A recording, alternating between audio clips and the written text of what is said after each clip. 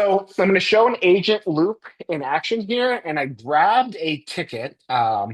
This is just one that Christoph of AI Initiative had filed where he has an error when saving a node, right? So I will do this, and I will work a lot like this, where I'm just looking for things that are in the AI Initiative sprint, and I'll say, hey, I can probably help with this. And this is the kind of thing that's like, maybe I'd be interested in doing this normally, probably if it bit me, right? If I ran into it. But let's see if we can help Christoph out. So here's how I would approach this. Now, in this demo, I use OpenAI Codex more than Cloud Code for kind of like personal work.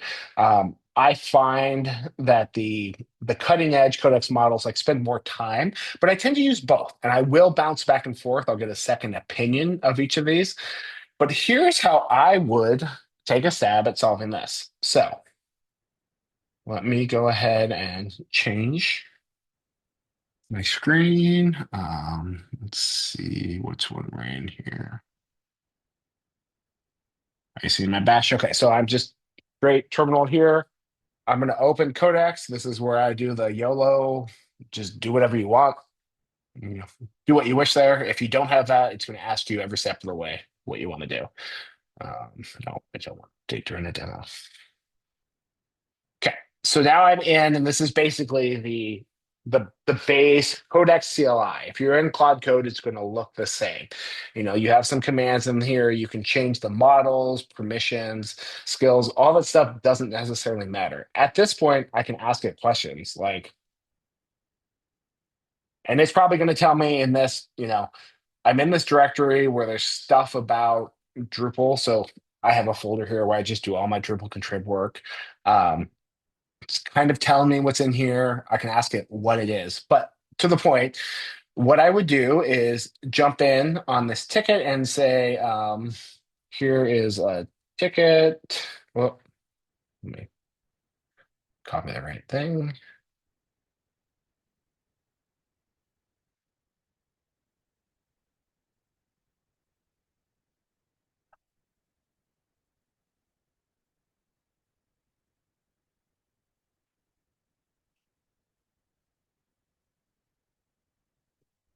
So I'm going to say, here's the ticket right here, right? I gave it the URL. Now, because it has access to all of these tools and everything else on my system, and I do have a little bit of like scripts and stuff around here, it's actually going to look and pull down from Drupal.org and figure out what is going on with the issue. So let me actually switch screens right here so you can actually see one where I ran this earlier because it's going to take some time to do that, right? So where I came in here, what are you guys seeing here? Um, no, you're not seeing the right thing.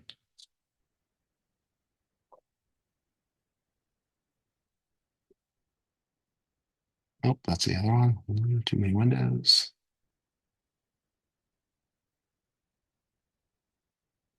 I'll get it one day.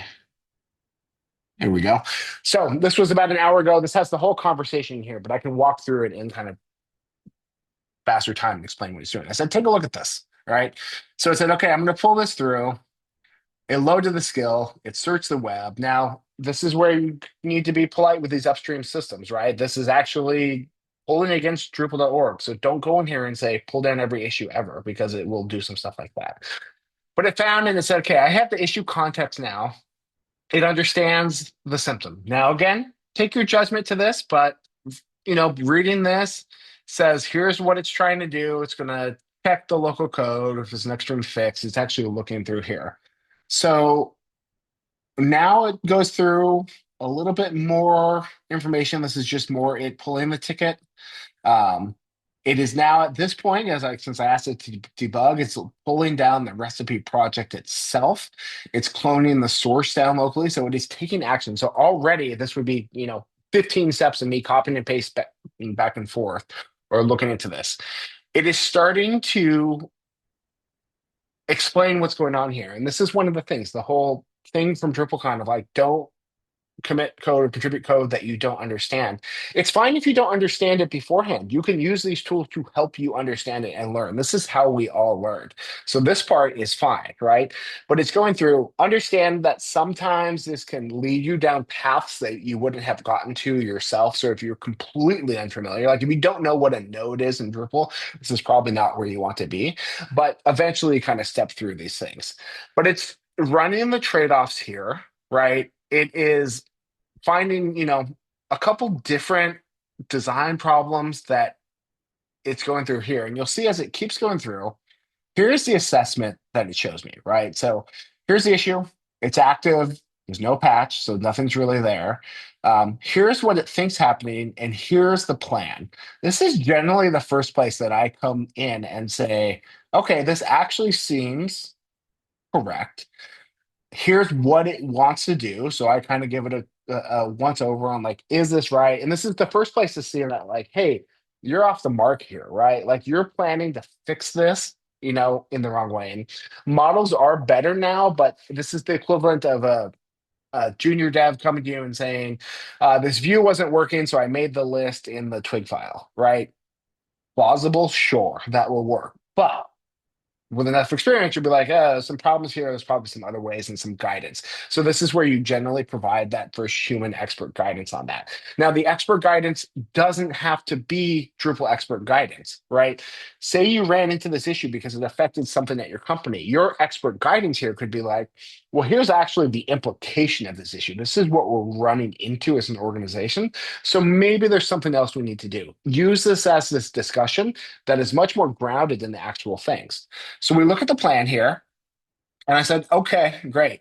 Will you actually test this and see if you can recreate the issue? Because at this point, one of the things I noticed was it gave me an answer, but I was like, you didn't actually run this. You didn't actually test this. So it runs it. This is the thing where you'll see it first tries to run it on PHP 5 for whatever reason. And then it's like, let's use DDEV. Sets up DDEV, runs it through, and I keep letting it go for a while. It's building the site, and this, was probably 20 minutes here setting up DDEV that I was, doing something else.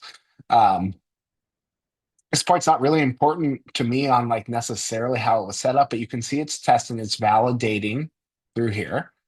Let's actually get down to where it did. So then it tells me, yes, I was able to reproduce it locally. Um, I can reproduce it when I submit the node over HTTP, but it does not reproduce with a raw Drush entity save. So some really important context here that, again, you would never get if you weren't using an agent that can actually execute these things. Like, and this is all going, like it ran the stack trace, it understand what's going on. And it's the implication of that is incredibly important here, right? So if you just did that first plan or the first thing it generated, yes, maybe plausibly it would have fixed, but could have had some not fixed it completely or missed the fundamental thing here. So then it's like, okay, this is real. Do you want me to fix it? And then because I have some stuff in my agent's ND file that's like disclose AI responsibly, it's going to warn me over and over. And I very gruffly say, yes, just go ahead and fix that. So it fixes it here. You can see it went down a path that didn't work. And again, I'm not at the laptop while it's doing this. It's exploring, it's trying stuff. It's the kind of debugging that we would spend all day doing. So eventually it comes back and says, hey, I did the fix. Here's the smallest candidate patch. And this is some guidance that I've given it over time. So again, you'll notice like it does this big superfluous things and lots of code. And I've told it over and over, like, just give me the smallest, most targeted patch that would actually fix this thing. You'll see here, it is a tiny diff right here. So I will go through and here is its recommendation, right? It says, here is what we think we should do. Here's the actual diff, which is a relatively simple thing.